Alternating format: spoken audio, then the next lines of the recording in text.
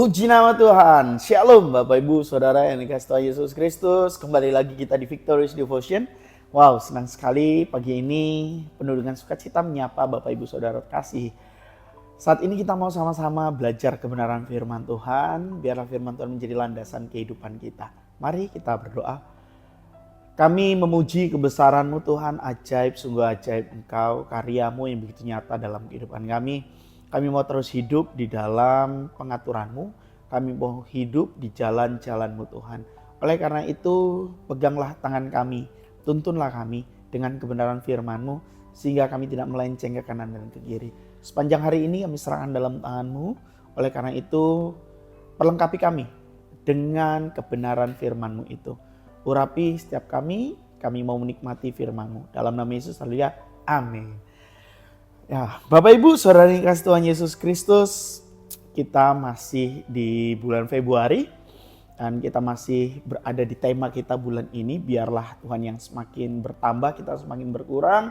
Biarlah Dia yang semakin besar, kita yang semakin kecil. Nah, oleh karena itu untuk kita menggenapi dari tema tersebut, menghidupi tema tersebut, maka kita harus memiliki sikap yang rela berkorban. Yang rela mengorbankan hak pribadi. Makanya Bapak Ibu yang dikasihi Tuhan Yesus Kristus, pada saat kita memperhatikan sepatu kita, hak sepatu itu di bawah atau di atas? Hak sepatu itu pasti di bawah dan tempatnya untuk diinjak-injak. Nah, mau tidak mau terkadang hak kita juga itu di bawah, seperti itu Bapak Ibu. Terkadang kita berkewajiban untuk tidak menikmati hak kita. Berkewajiban untuk mengorbankan hak pribadi kita. Itu realita kehidupan kekristenan. Kita tidak bisa memperjuangkan atau tidak bisa mempertahankan hak-hak yang seharusnya kita pertahankan gitu. Ya, itu realita di dalam kita mengiringi Yesus Kristus. Untuk itu mari kita baca di dalam 1 Korintus 10 ayat 24. Begini bunyi firman Tuhan, janganlah seorang pun yang mencari keuntungannya sendiri, tetapi hendaklah tiap-tiap orang mencari keuntungan orang lain. Nah loh, biasanya kan kita idealnya ya kan kita mementingkan urusan kita terlebih dahulu baru orang lain gitu. Tetapi Rasul Paulus mengajarkan janganlah seorang pun mencari keuntungannya sendiri.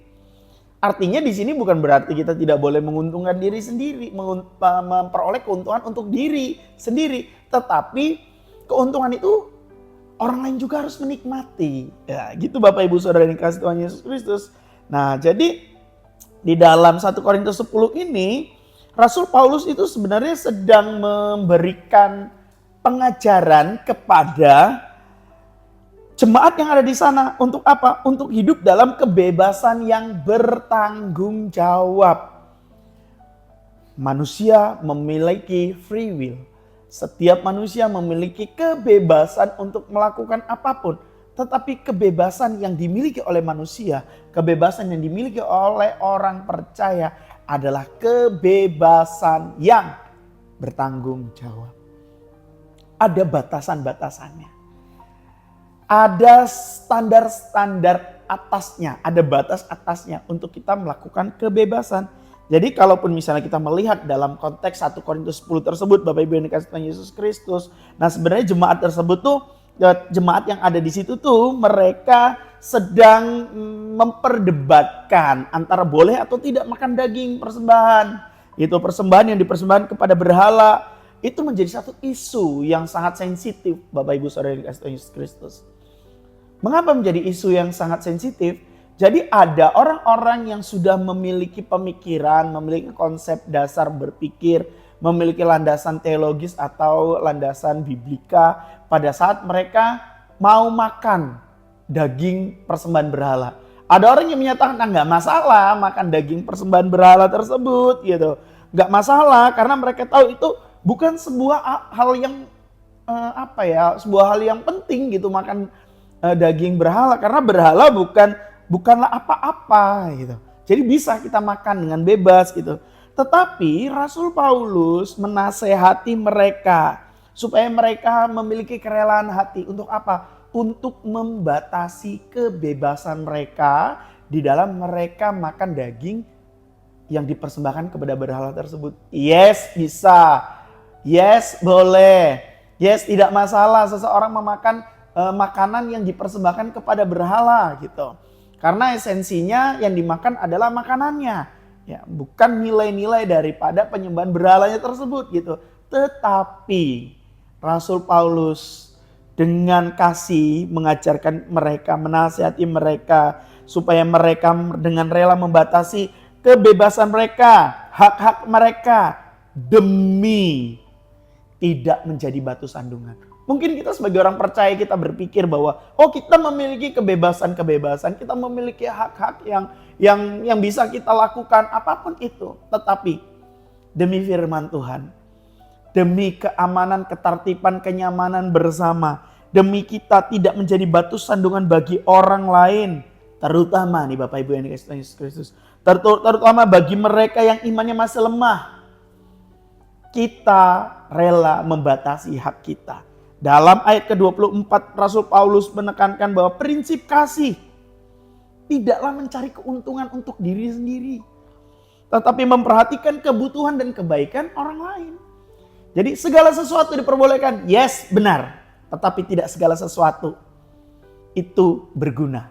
Segala sesuatu diperbolehkan, yes, benar. Tetapi tidak segala sesuatu itu membangun. Jadi standar atasnya untuk kita dapat membatasi kebebasan kita yaitu apa? Berguna atau tidak? Membangun atau tidak? Jadi segala sesuatu yang kita lakukan, kita mau lihat berguna atau tidak untuk kemuliaan bagi nama Tuhan. Berguna atau tidak untuk diri kita dan sesama kita. Membangun atau tidak, membangun iman kita atau tidak kalau kita melakukan ini. Membangun iman orang lain atau tidak pada saat kita mengerjakan ini, mengatakan ini, berbuat itu. Jika tidak berguna, tidak membangun, tentu kita harus membatasi hak kita sekalipun kita berhak, memiliki hak untuk melakukan itu, untuk mengatakan itu, untuk berbuat ini dan itu. Ya, menarik ya Bapak Ibu yang dikasihi Tuhan Yesus Kristus, sehingga kehidupan kekristenan itu menjadi apa? Menjadi tertib, menjadi ada value yang dikeluarkan, yang dihasilkan, yang dibuahkan, sehingga orang dapat menikmati kekristenan kita, sehingga kita tidak menjadi orang-orang Kristen yang seperti keledai liar, yang tidak ada aturan, yang tidak ada pagar, yang tidak ada frame untuk kita dapat menjadi berkat bagi orang lain. Nah, ini adalah sikap hidup yang harus kita miliki yang secara altruistis, Bapak Ibu yang dikasihi Tuhan Yesus Kristus, mengutamakan orang lain dibandingkan kepentingan kita sendiri, sehingga terlihatlah Tuhan semakin besar dan kita semakin kecil, Dia semakin bertambah, kita semakin berkurang. Dengan cara apa? Berkorban. Rela berkorban bagi orang lain. Mengorbankan hak pribadi dalam apa? Dalam kasih. Ya, jadi ini kita lihat Rasul Paulus itu tidak menyarankan kepada jemaat tersebut untuk mengabaikan kebutuhan sendiri. Enggak Bapak Ibu. Bukan berarti kita mengabaikan kebutuhan diri kita, kebutuhan keluarga kita. Tetapi di sini apa yang ditekankan? Kasih yang sejati, yang selalu memperhatikan kesejahteraan orang lain. Jangan sampai kita sejahtera tetapi kesejahteraan kita menginjak orang lain. Ya, kan terlalu banyak contohnya Bapak Ibu Saudara yang dikasihi Tuhan Yesus Kristus. Demi kesejahteraan keluarganya, golongannya, partainya, kelompoknya, kesejahteraan rakyat, kesejahteraan orang banyak dikorbankan, diinjak-injak. Menghalalkan segala cara untuk apa? Untuk melanggar peraturan-peraturan yang ada. Itu bukti banyak. Dan kita tidak boleh menjadi bagian seperti itu. Jadi kita harus bisa melepaskan kenyamanan pribadi, keuntungan pribadi. Untuk apa? Untuk membantu orang lain yang membutuhkan. Menahan diri untuk sesuatu yang halal menurut kita mungkin. Tetapi itu akan menjadi batu sandungan bagi orang lain. Nah Bapak Ibu Saudara yang kasih Tuhan Yesus Kristus, selamat menggunakan kebebasan. Selamat menggunakan hak kita dengan batasan kebenaran firman Tuhan. Yang tidak merugikan orang lain. Selamat menjalani kebenaran firman Tuhan. Mari kita bersatu dalam doa. Bapa yang baik dalam sorga, kami mengucap syukur Tuhan untuk kasih-Mu yang begitu luar biasa. Engkau telah mengorbankan diri-Mu sebagai teladan bagi kami, supaya kami juga dapat berkorban bagi orang lain. Kami tidak mementingkan hak-hak kami semata Tuhan, tetapi kami juga memperhatikan kepentingan untuk orang lain. Tuhan, ampuni kami kalau kami selama ini egois, ampuni kami kalau selama ini hanya memikirkan diri sendiri, keluarga kami, kelompok kami, golongan kami, tanpa kami memperhitungkan, memperhatikan orang lain. Engkau telah mengajarkan kasih yang sejati dalam kehidupan kami, biarlah kasih itu juga kami hidupi. Ini doa dan permohonan kami berdoa dan syukur, haleluya, amin. Sampai ketemu di Victorious Devotion yang akan datang. Bapak Ibu Saudara yang kasih Tuhan Yesus Kristus, selamat menjalani hidup dengan kasih yang sejati. Selamat menggunakan hak yang sesuai dengan kebenaran firman Tuhan. Salam kemenangan, Tuhan Yesus memberkati, shalom.